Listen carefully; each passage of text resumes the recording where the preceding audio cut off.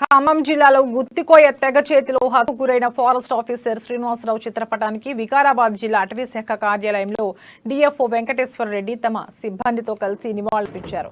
అటవీ శాఖ సిబ్బంది ప్రాణభయంతో విధులు సక్రమంగా నిర్వహించలేకపోతున్నారన్నారు వెంకటేశ్వర రెడ్డి.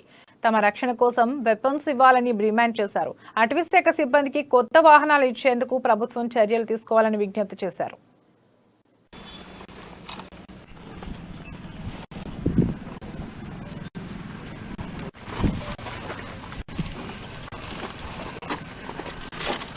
పెడితే సో దట్ ఎటువంటి సంఘటన ఉన్నప్పుడు మా సిబ్బందికి అతను వాళ్ళు చేదోడు వాదోడుగా ఉండడానికి అవకాశం. ఎందుకంటే ఫారెస్ట్ సిబ్బందికి మా దగ్గర యాక్ట్ ఉన్నది, యూనిఫామ్ ఉన్నది, అన్ని రకాల సిస్టమ్స్ ఉన్నాయి.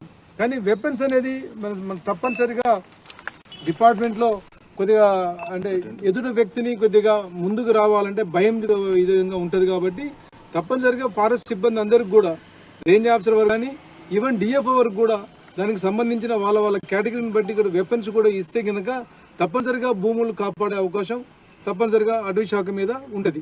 అదేవిధంగా ఈ పోడు ఏదైతే నడుస్తుందో పోడు విషయంలో కూడా కొద్దిగా గందరగోళం ఏర్పడే విధంగా ఉన్నది.